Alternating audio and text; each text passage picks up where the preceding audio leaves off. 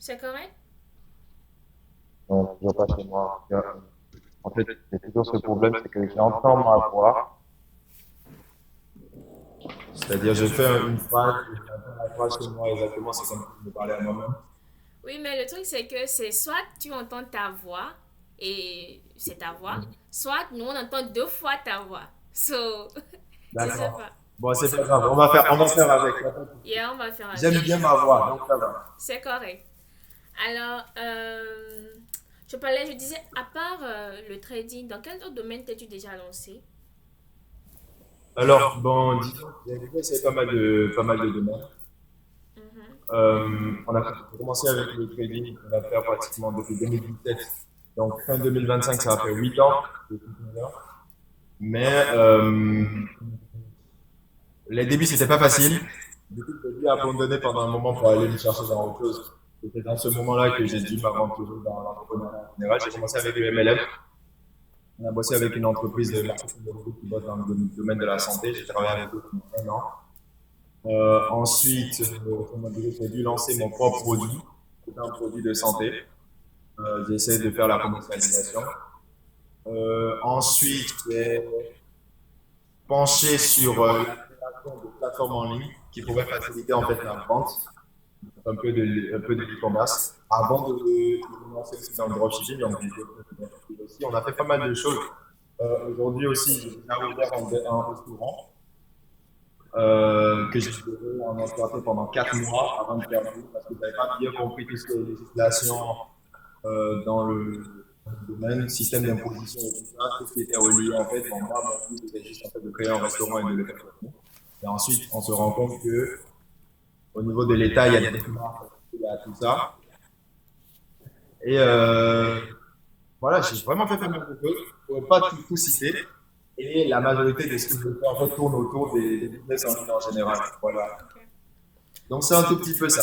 Si, c'est déjà bien. C'est un bon background derrière que tu as.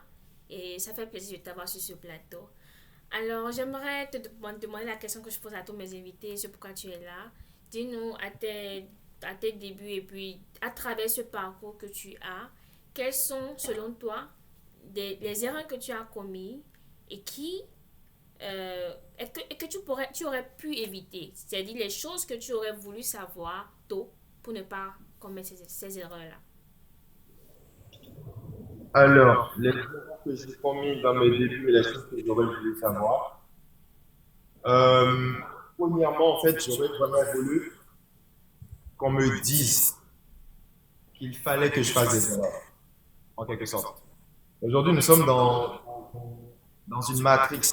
Et depuis même, en fait, l'école, on nous a fait comprendre que faire des erreurs, c'était mal. Du coup, quand il y a un élève qui fait une erreur, on le châtie. Ou des choses dans ce genre. Du coup, on a tous grandi avec cette forme de pensée où faire des erreurs, c'était mal et qu'il faut faire les choses bien. Du coup, à force de vouloir faire les choses bien, j'ai perdu beaucoup de temps dans mes débuts. J'ai perdu beaucoup de temps.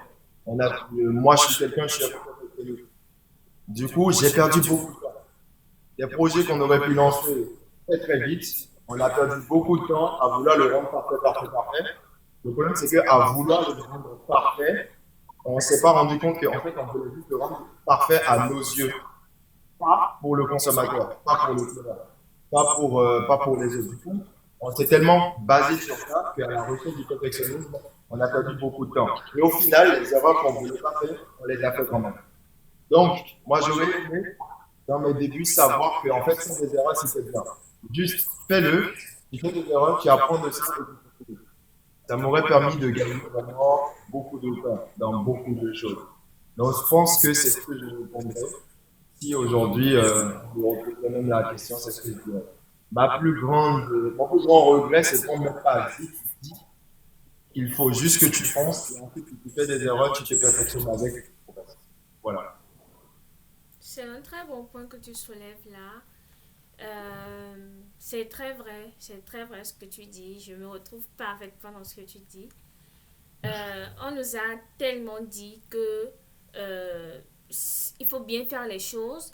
À l'école, le système, c'est tu fais bien les choses, tu as une note. Tu fais mal les choses, tu n'as pas une note. Mais dans la vraie vie, ça ne Exactement. marche pas comme ça parce que Même celui qui fait mal les choses dans la vraie vie, il a une leçon. Et des fois, la leçon qu'il gagne est des fois même plus... elle a des fois même plus de valeur que euh, la récompense qu'a celui qui a bien fait les choses, disons. Puis c'est un très bon point, merci de l'avoir partagé. À part ce point, tu aurais voulu qu'on te dise qu'il faut faire des erreurs pour rectifier. Quelle autre erreur ou quelle anecdote tu as partagé avec nous? Quel parcours atypique tu as eu et qui quand même a fait que tu as appris quelque chose de particulier? Alors, comment dire, moi, c'est beaucoup plus que ça parce que je pense que si je devais me mettre à parler d'anecdotes, je pourrais me répéter comme la majorité des personnes. Toute personne qui se lance dans le business, je me dis qu'on a tous pratiquement les mêmes expériences. Il y aura des moments de haut et de bas, d'autres qui vont se ressembler plus ou moins par rapport à nous. Moi, autre chose que j'ai dû réaliser, c'est que, en fait, qu'importe comment tu es performant, qu'importe comment tu es intelligent, tu ne pourras pas tout déléguer. Tu dois forcément apprendre à déléguer. Puis à mesure, il faudra déléguer. Mais, le jour où j'ai appris ça, on nous a pas comment dire, transmis aussi cette connaissance depuis la base. Du coup, c'est des choses qu'on apprend. Je veux pas te couper, mais Oui. comment est-ce que tu as réalisé que il faut quand même que tu puisses apprendre à déléguer? Comment, qu'est-ce qui s'est passé, puis tu t'es rendu compte que là, tu étais en train de ne pas faire la bonne chose forcément. Alors, je me suis rendu compte de deux façons. De deux Dis-moi. façons. La première façon déjà, c'est que quand tu es en train de faire un chemin et que tu impactes des gens, forcément, tu as des gens qui ont envie de travailler avec toi. Forcément, oui. Donc ça, c'est naturel. Aujourd'hui, par exemple, tu fais des interviews, avant même que je me présente ici, j'ai eu pour réflexe de te dire, bah écoute, on est sur YouTube, on a une communauté, pourquoi tu ne viens pas sur YouTube aussi, tu vois? Donc on a ce réflexe-là de vouloir travailler avec des gens et des gens ont ce réflexe de vouloir travailler avec nous. Donc forcément, au fur et à mesure, le parcours nous impose le fait que on est obligé de travailler avec des gens et tout. Donc ça, c'est la première façon. La deuxième façon, c'est la façon la plus crue. C'est la façon qui vient par expérience. C'est-à-dire que tu te retrouves à un moment où il y a tellement de choses à faire et la seule chose que tu as envie, c'est de te multiplier parfois. Mais tu ne peux pas. Du coup, tu es obligé en fait, de confier des tâches à certaines personnes. En fait, c'est totalement normal. C'est soit tu délègues, soit tu acceptes que ton business s'éteint. C'est comme ça. Parce que tu ne pourras pas tout faire. Donc, je pense que c'est de ces deux façons-là que j'ai dû apprendre. La première, c'est que forcément, il y a des gens qui sont intéressés au fur et à mesure de mon parcours à travailler avec moi. Donc, forcément, je me retrouve obligé de voter avec eux. Et j'aime bien l'expérience. Mais deuxièmement, c'est que la vie m'impose, les circonstances m'imposent que je confie et que je délègue en fait à d'autres personnes. Donc, pour comprendre un peu plus simplement. Ok, c'est correct. C'est un bon point. Donc, tu as appris, à part le fait que tu as réalisé que tu aurais voulu qu'on te dise que ce n'est pas fatal de faire des erreurs, tu as également appris qu'il est important de déléguer certaines tâches afin de pouvoir être plus productif et plus efficace. C'est un bon Mm. point. J'espère que dans le live, vous êtes en train de noter ces points-là, vous êtes en train d'apprendre des expériences d'Emmanuel et, et voilà. Donc dis-moi Emmanuel, on a parlé un peu de certaines choses que tu as appris à la dure, je dirais. Est-ce qu'il y a un autre point que tu penses que tu devrais partager avec quelqu'un qui se lance pour lui éviter quand même des souffrances que toi tu as connues? Alors, bon, premièrement, je pense que pour ne pas rentrer dans trop de blabla, je vais rester centré sur ce point-là. Sinon, on va dire tellement de choses. Il y a tellement de choses à dire dans le milieu du business que je vois des personnes qui ouvrent aussi beaucoup de conférences, beaucoup de choses, mais au final, ils ne retiennent pas grand-chose. Yeah. Moi, je vais rester centré sur ce point-là, par exemple, qui était pour commencer. Le point de déléguer les tâches. Ok. Qu'importe qui nous sommes, en nous aventurant, il va forcément falloir qu'au bout d'un moment, on délègue. Ça, c'est clair. Mais déléguer, il y a beaucoup de problèmes dedans. C'est un peu comme en fait démarrer un business et démarrer sur le fond d'une autre personne, avec le budget d'une autre personne, par exemple. Ok? C'est-à-dire que tu peux te prendre des levées de fonds. Tu as beaucoup d'atouts, c'est-à-dire dans le sens où tu as énormément de capital, parce que tu as fait une levée de fonds, mais en fait, c'est une pression émotionnelle aussi. Donc, c'est un mal pour un bien, ou un bien pour un mal, en quelque sorte. Disons que c'est un bien avec des inconvénients, en quelque sorte. C'est la Exactement. même chose quand tu délègues. Quand tu délègues, effectivement, c'est comme si tu te retrouves avec une personne qui est censée t'aider à gagner du temps. Mais, à un moment donné, quand tu délègues, tu vas te rendre compte que c'est la pire des erreurs que tu as faites. La pire.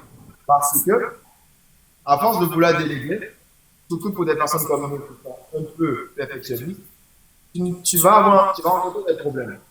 Le premier problème, c'est que toi, tu as appris à faire les choses bien. La personne à qui tu délègues ne comprend pas les choses de la même façon que toi. Mais il faudra être prêt à ce que son travail ne te satisfait pas à 100%. Il faudra être aussi prêt à ce que il ne fasse pas le travail aussi vite que tu as l'habitude de le faire, potentiellement avec vous. Donc, pour ceux, par exemple, qui ont l'habitude de faire quelque chose et qui un jour veulent déléguer, ils vont toujours avoir ce problème. OK? Ils vont toujours avoir ce problème. Alors, je ne sais pas, il y a quelqu'un qui est en train de d'écrire un moniteur, je n'ai pas vraiment très compris. Je ne sais pas si je devais me concentrer sur ce qui Il demande, s'écrit là-bas, en fait. je pense il me demande moi de fermer mon micro parce il vient de constater comme tous les autres qu'il y a un effet d'écho. OK, Mais l'effet OK. d'écho carrément hotep, on est en train d'essayer de faire avec parce que le truc c'est que si moi je coupe mon micro, on ne reçoit même pas l'invité, tu vois. So, moi je suis obligée de rester le micro ouvert tout le live. Puis on essaie de faire juste avec et puis c'est correct. Alors, merci vraiment Emmanuel pour ce point. Il t'avait coupé la parole, tu avais quelque chose à dire en plus? Oui, forcément, j'avais quelque chose à Oui. rajouter en fait. C'est toujours par rapport en fait à ce point de délégué. Donc, déléguer, c'est un bon point à présenter beaucoup d'inconvénients si on est déjà perfectionniste et qu'on a l'habitude en fait de gérer les choses correctement. On va toujours avoir cette impression que le travail des autres en fait ne va pas nous satisfaire. Ça c'est clair. Du coup, quand on commence à déléguer, moi, si je vais le partager sur mes conseils, c'est pour les personnes qui sont déjà un peu évoluées dans un domaine. Quand vous allez commencer en fait à vouloir déléguer, soyez prêts à ne pas être satisfait par le travail de celui ou de celle à qui vous déléguez. Maintenant, il y a autre chose, c'est que c'est les relations humaines. Parce que quand vous déléguez des tâches, on peut soit déléguer à l'intelligence artificielle, soit déléguer à une personne. Mais quand on travaille avec des personnes, il faut savoir que ce sont des personnes. Ce sont des personnes, c'est un être humain avec toutes ses caractéristiques. Il y a trois facteurs clés sur lesquels je me concentre et aujourd'hui que je comprends. Quand je veux bosser avec quelqu'un, il s'agit de disponibilité, de compétence et d'intégrité, c'est-à-dire de sérieuxité. On peut trouver quelqu'un qui est vraiment très compétent, qui est très intègre, mais qui n'est pas disponible. Tu peux avoir quelqu'un qui est disponible, qui est assez intègre, mais il n'est pas compétent. Tu peux tomber sur quelqu'un qui est intègre, qui est compétent, et vice-versa. Moi, je trouve qu'il faut juste se concentrer sur les points qu'on juge importants. Par exemple, les entreprises, eux, ils s'en foutent de l'intégrité. Ils veulent juste que tu sois disponible et que tu sois compétent. C'est tout. Tu fais ton travail. Il y a des personnes qui s'en foutent de la compétence. Ils veulent privilégier l'intégrité. Tu dois être intègre et tu dois être disponible pour faire le travail. Il y a des gens, la disponibilité, c'est pas un problème. Juste sois intègre et sois compétent. Donc, pour ceux qui veulent déléguer au fur et à mesure, c'est-à-dire que, en fait, c'est des choses qu'on rencontre et au final, en fait, on se rend compte que si on veut vraiment être satisfait, il va falloir qu'on définisse en fait certains points sur lesquels on s'attend le plus de la personne à qui on délègue la tâche et juste se concentrer sur ça. Okay. Autre chose aussi qui m'a causé vraiment beaucoup de problèmes au niveau du fait de déléguer, c'est que quand on commence à se développer dans le business, on a toujours tendance en fait à en parler directement à nos amis, à nos proches. Du coup, on a envie de bosser avec eux. Je ne vais pas te couper. Je ne vais pas te couper. Non, non, je ne vais pas te couper. Juste, j'aimerais qu'on fasse un bilan parce que tu donnes assez de valeur, je trouve, Ok. rapidement. Et j'ai envie que l'audience puisse suivre. J'ai aussi envie de suivre et de faire un petit bilan dans ma tête. Également pour les D'accord. faire s'exercer un peu. Ok. D'abord, tu as parlé du fait de déléguer. Tu as donné trois points, trois caractéristiques sur lequel on devrait porter notre attention lorsqu'on veut déléguer. Et on regarde en fonction de soi-même, sa personne, quelles caractéristiques sont les plus importantes pour soi. Oui, C'est ce que moi j'ai retenu de ce que tu as dit, en cas du premier point que tu as développé. J'aimerais que chacun dans le live, par rapport au point de l'engagement, c'est-à-dire de travailler avec les autres, de déléguer, puisse dire dans le live ce que lui, il a compris. Qu'on fasse d'abord un bilan avant de passer sur notre point. ok. C'est juste ce que je voulais. Je voulais pas, je veux pas te laisser, tu D'accord. vas donner tellement de valeur, puis après je demande, vous avez compris quoi, vous avez gardé quoi, et puis non, je veux vraiment que le message passe et passe bien. Alors, je sais pas si vous êtes là. En tout cas, si vous êtes là, je veux que vous mettez dans le commentaire ce que vous avez compris, ce que vous avez retenu du point par rapport au fait de déléguer.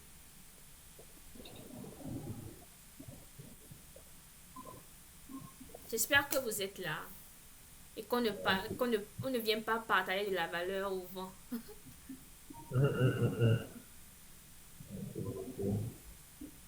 Yolande, Olivia, Tiana, j'espère que vous êtes là, Miss Tourat.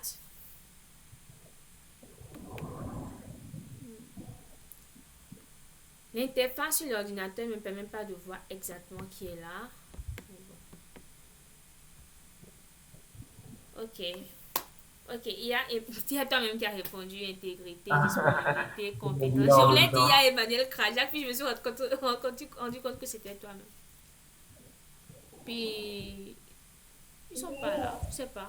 Ou soit ils sont pas proches du téléphone, I don't know. Mais c'est pas grave, on va continuer. Je vais pas te faire attendre à cause de Ok, ça. y a pas Let's de go, souci. let's go. Alors, ouais, super. Alors, le point que je voulais rajouter en fait, c'était que quand on commence en fait à vouloir déléguer, il y a le fait qu'on a envie de bosser avec des proches. On a envie de bosser avec des familles. On a envie de bosser avec des personnes voilà, qui ont toujours été là pour nous et tout ça, en fait. C'est une très mauvaise idée. Une très très mauvaise idée. En fait, euh, il faut pas regarder en fait la manière dont la personne est proche avec toi. Il faut pas regarder la manière dont la personne est avec toi en fait. Il faut juste en fait commencer à travailler avec la personne, commencer à déléguer des choses à la personne, puis bien on travaille ensemble. Il faut vraiment juste se concentrer sur les attentes qu'on a du travail qui doit être fait. Il ne faut pas regarder autre chose. Il n'y a pas de famille, il n'y a pas d'amis, il n'y a pas de relation, il n'y a rien qu'on mélange en fait au travail. Donc, moi, c'est quelque chose que je tardais vraiment à apprendre.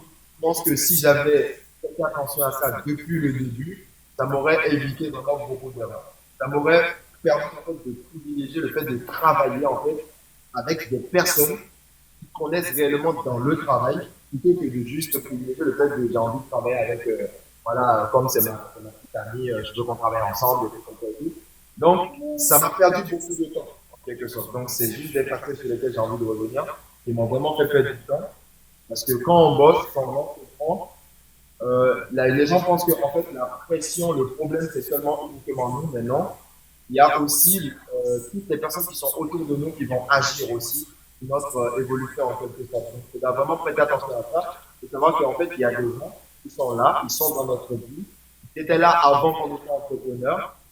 Quand on devient entrepreneur, on n'est pas obligé de les mêler à notre vie d'entrepreneur, ils n'ont rien à voir avec ça. Si on veut travailler, si on veut bosser, il faut privilégier des personnes qui marchent dans la même longueur d'onde, qui ont les mêmes aspirations et qui ont des compétences qui sont nécessaires au bon déroulement de notre travail ou de notre projet.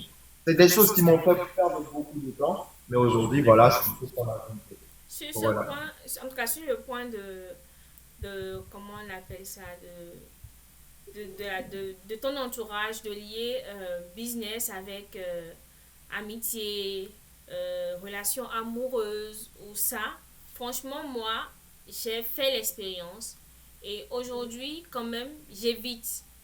J'évite particulièrement, je veux juste appuyer par mon expérience à moi. J'évite beaucoup, mais chacun est différent, chacun se connaît mieux, chacun sait de quoi il est capable.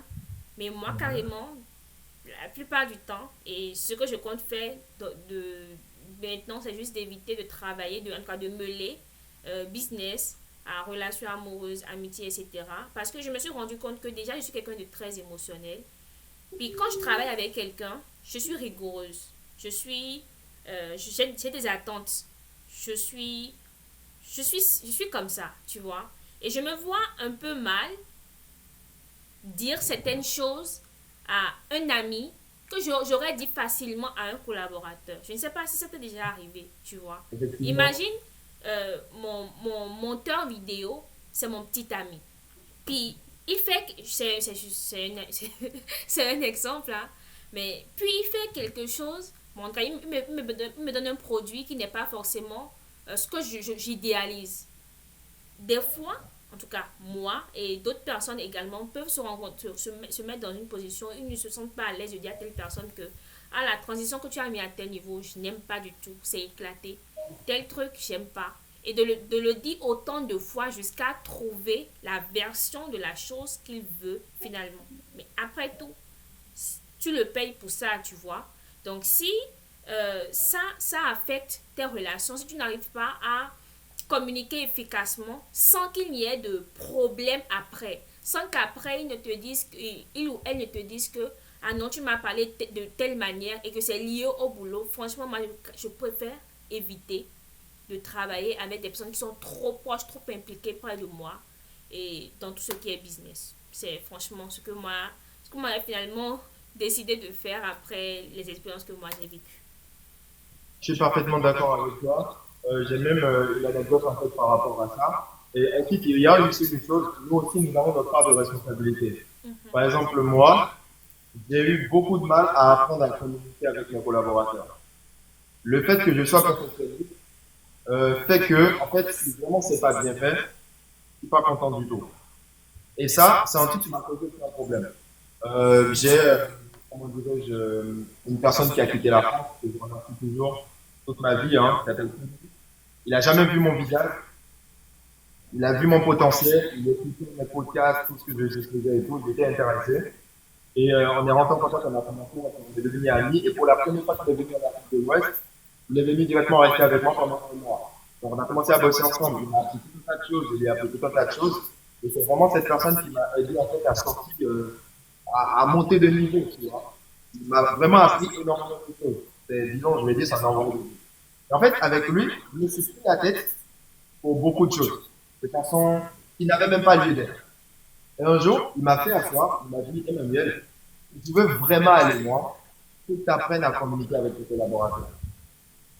J'ai pas vite compris sur le coup, en fait, tu vois. Mais je pense que après avoir pris du recul, une semaine, 2 semaines plus tard, je me suis rendu compte de ce qu'il avait dit, tu vois. Et là, j'ai vu que, en fait, on a des choses qu'on a eues dans notre éducation, en quelque sorte, qui ne rentrent pas dans le milieu du travail. Par exemple, j'ai reçu une éducation 100% bénévole et tout, depuis mon enfance. Chez nous, les parents ne nous ont pas appris à dire s'il te plaît avant de faire quelque chose. C'est un exemple simple. Ok. Tu vois, on n'a pas appris à dire s'il te plaît. On n'a pas appris vraiment à dire merci. Ou des petites choses. Avant que nous on dise merci s'il te plaît, c'est vraiment que c'est quelque chose de voilà, tu vois. Alors que, quand tu veux travailler par exemple avec des personnes qui sont en Europe, ils n'ont pas la même éducation que nous, hein, tu vois. Il y a des choses qui ne rentrent pas qui sont dans ton éducation de base, qui ne rentrent pas dans le business en fait, en quelque sorte, qui ne rentrent pas dans la collaboration. Et qui va faire que, en fait, qu'importe comment tu es fâché, qu'importe comment le travail est mal fait, tu dois avoir une manière de le communiquer avec tes collaborateurs. Donc là, en fait, je suis parfaitement d'accord, parce que quand ça arrive à un certain niveau, tu dois être vraiment cash avec la personne sur certains points. Et c'est vrai que c'est un peu compliqué. Quand la personne, c'est une personne qui est un peu proche de toi, si c'est ton ami, c'est ton ci et ça et tout, tu vois, je suis parfaitement d'accord. Si c'est un proche à toi, tu dois vraiment te contrôler et tout. Mais en fait, toi aussi, tu as ta part de responsabilité. Il va falloir que tu apprennes concrètement à collaborer. Il va falloir que tu apprennes à communiquer avec tes collaborateurs sur certains points. Donc, c'est un truc qui est vraiment assez important, sur lequel je vais revenir rapidement, tu vois. Yeah, c'est un très bon point. Je voulais encore rebondir, mais je me demande si ce sera important. Non, si c'est nécessaire, il n'y a pas de tout. Tu sais, à part même le fait de communiquer, il y a, il y a beaucoup de choses qui rentrent dans cette sphère. Moi, j'ai eu comme toi une éducation typiquement béninoise, 100%. Même si moi, bizarrement, j'ai vraiment appris à dire s'il te plaît, que je suis la Benjamin. Puis c'est même pas évident pour moi de donner des ordres à quelqu'un. Et j'ai aussi appris à dire merci. So, le souci a été quand je suis venue ici au Canada. Je suis au Canada, tout ça. Tu vois, dans l'éducation béninoise, vraiment, je pense que si vraiment tu veux, collaborateur comme employé, comme c'est pas quoi, apprends, ne néglige jamais quelle a été leur culture, quels sont les symboles qui les entourent et qu'est-ce que ça représente pour eux. Si tu ignores Exactement. ça, il y aura une dissonance entre tes intentions et l'impression que tu vas donner. Tu vois? Il y a des Ouais. fois, tu vas vouloir faire la bonne chose, mais tu vas utiliser les mauvais symboles et puis tu vas complètement donner le mauvais message. Je suis venue au Canada, moi, on m'a appris à vous voyer mes aînés. Les seules personnes que je ne vous vois pas, c'est mon grand frère, ma grande soeur, parce qu'on est complices. Mais toute personne avec qui tu n'es pas très complice, tu n'es pas ami, tu n'es pas ton camarade, c'est vous. Il est plus âgé que toi, vous. Même des fois, ma grande soeur, mon grand frère, on m'impose également de les vous voyer des fois, tu vois, surtout quand on est dans des situations de réunion familiale, etc. Je suis venue au Canada avec ça. Au Canada ici, tu vous vois quelqu'un, ça veut dire que euh, tu veux simplifier votre relation typiquement au professionnel et que tu veux prendre tes distances. Ah, ok. Oui, c'est ça. C'est pas comme moi je le vois, Bah, signe de merci pour respect, l'information. signe d'admiration. Ce n'est pas comme moi je le voyais. So, il y avait des personnes que je rencontrais, comme âgées comme, plus que moi.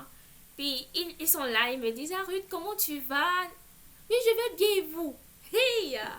Et puis ils me disaient avec tellement d'insistance d'arrêter de le vous voyer. D'une d'un côté parce que eux ils me tutoient et moi je les vous vois en retour, donc c'est pour dire que toi tu veux de la familiarité entre nous mais moi je veux pas de la familiarité, je veux vraiment qu'on gagne nos distances. C'était déplacé, c'était bizarre. Et de deux, les vous voyez pour eux c'est comme les vieillir, c'est comme les dire qu'ils ce sont des vieillards, c'est-à-dire qu'ils sont pas si jeunes pour que je les, tu vois. So, j'avais de bonnes intentions en les vous voyant, mais le message passait complètement à côté. Et j'ai failli perdre des relations très importantes pour moi à cause de ça. Et c'est pas la seule chose. Donc je voulais rebondir juste en disant, ton point est très important, mais même après avoir appris à mieux communiquer, tout ça, il faut pas du tout ignorer les origines de la personne avec qui tu discutes, les symboles qui Exactement. l'entourent. Ces trucs-là, si tu ignores ça, tu vas penser faire la bonne chose, puis tu vas complètement être à côté de la plaque. Je suis parfaitement d'accord avec toi. De A à Z. Donc, oui, les collaborateurs, c'est pas facile de bosser avec des collaborateurs, de bosser, de déléguer, de travailler. En fait, c'est vraiment pas facile de travailler avec des gens. Mais si tu veux déjà, en fait, bien gérer, il faut que tu apprennes à connaître la personne avec qui tu travailles, ses origines, et etc. Je pense que ça devrait passer. Voilà. Donc, moi, c'est le point sur lequel je dois vraiment mettre un accent. Mhm. Voilà. Ok, ça m'a fait plaisir quand même de partager ces points avec toi, d'apprendre de toi et tout. Est-ce que tu as un dernier conseil, un conseil, anyway, quelque chose que tu voudrais partager en plus euh, pour apporter de la valeur, tout simplement. Alors, il va falloir que tu spécifies un tout petit peu, si c'est dans un domaine, Mhm. dans un secteur, si c'est un point clé, parce que c'est très vaste, tu vois. Bon, je vais t'expliquer. En fait, tu vois, la raison pour laquelle tu as l'impression que je ne te pose pas des questions très spécifiées, c'est que quand je reçois des personnes sur le live, dans le profil de partager ta valeur, je te demande généralement, dans ton parcours, quelles sont les erreurs que tu penses avoir commises et que tu n'aurais pas voulu commettre. Donc, des choses que tu ne voudrais pas que d'autres commettent, donc tu vas partager avec eux. Puis après, je te demande quels sont les atouts, selon toi, qui ont fait que tu as eu du succès, tu as eu certaines réussites, tu vois. Puis je te demande des conseils que tu as à partager. Donc, c'est juste ça, c'est à toi de voir dans ton parcours, je pense que tu es carrément mieux placé pour savoir cette chose-là que tu sais, que tu as appris, tu, tu as appris tout simplement, mais que tu penses que beaucoup ne savent pas. Oui, en quelque sorte, je suis parfaitement d'accord avec toi. Mais le point qui bloque un tout petit peu, c'est que tu sais, tu sais mieux que moi, hein, en quelque sorte, depuis que quand on entreprend, en fait, on accumule tellement d'expérience, que quand on n'arrive pas vraiment à simplifier, parfois, on se perd un peu dans tout ça. Yeah, Donc, si on appelle par exemple un entrepreneur, un coach ou n'importe qui, par exemple, et qu'on lui donne la parole, il pourrait parler yeah, des heures et des heures et des heures, sans jamais s'arrêter, aborder tellement de sujets, faire tellement d'anecdotes, tellement de choses que les gens qui l'ont marqué, que, comme on dit, on pourrait aussi juste prendre le micro et ne rien trouver à dire parce qu'il est tellement perdu dans tout ce qu'il a. Tu vois? Donc c'est un petit peu ça, c'est pour ça que généralement, j'aime bien en fait qu'on spécifie un peu. Alors, je vais quand même répondre à la question, dans le sens où je dois donner en fait un conseil, tout simplement en fait, comment dirais-je, de façon générale, qui entreprennent, font, tout simplement, c'est vraiment de s'attendre à tout. En fait, dans tout et pour tout, de s'attendre absolument à tout. Absolument. Mais de travailler pour le meilleur. C'est-à-dire que on fait un projet, je m'attends à ce que ce projet-là n'aboutisse pas de la façon dont je l'aurais espéré. Je ne dis pas que ça peut ne pas aboutir, c'est différent. Attention, il faut faire une nuance. Je me dis que ça pourrait ne pas aboutir de la manière dont je le pense. Comme ça, même quand ça n'aboutit pas, je ne me dis pas que en fait mon projet n'a pas abouti. Je me dis que mon projet a abouti, mais pas de la manière dont je l'espérais. C'est-à-dire, si je veux créer par exemple un compte Instagram, donc pour ceux qui sont créateurs de contenu, j'ai envie de démarrer la création de contenu aujourd'hui, commencer à faire des vidéos. Si je fais 1000 vidéos et que j'ai même pas 100 abonnés de plus, je ne dirais pas que j'ai échoué. Je dirais, je m'attendais à avoir des millions d'abonnés, mais j'ai quand même 80 et quelques abonnés, tu vois. Il y a quelque chose, c'est pas mal. Donc, c'est dans ce sens que je dis, en fait, il faut vraiment s'attendre. Oui, Michael. Donc, c'est dans ce sens, en fait, qu'il faut s'attendre à tout. Dans tout ce qu'on entreprend, dans tout ce qu'on fait, il faut vraiment s'attendre à tout. Même, il faut toujours travailler, en fait, pour le meilleur. Donc, toujours bosser pour le meilleur.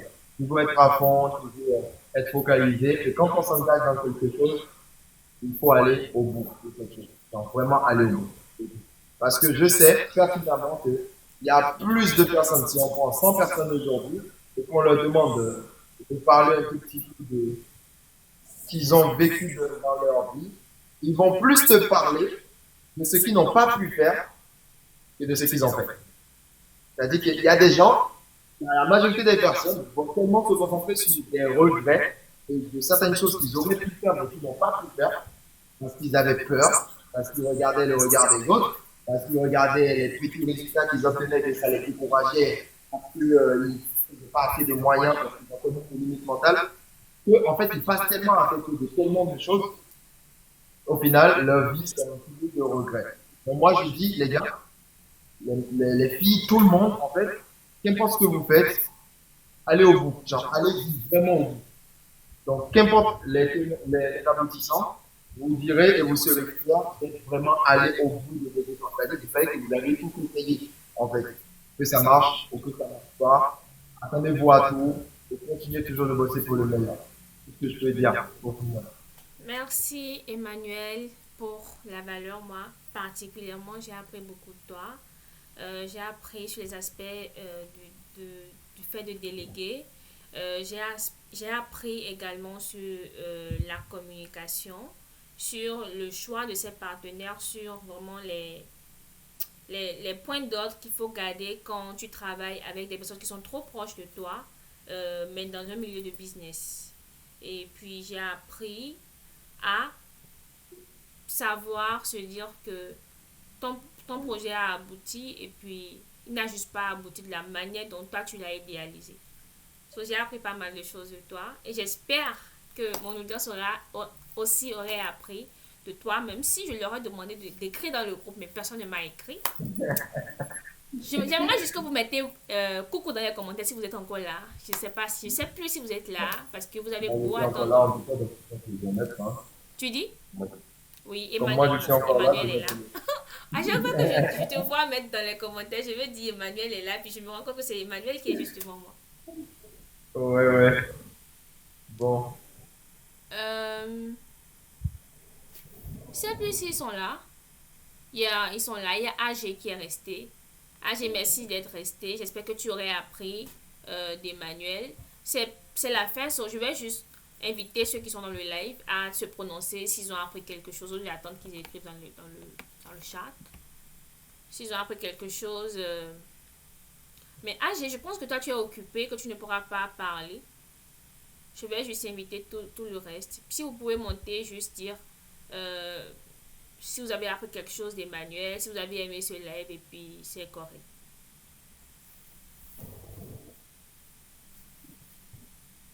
J'ai invité beaucoup de personnes. Oui, AG, tu conduis, c'est correct. C'est correct. Tu es excusé. Si on peut le dire comme ça.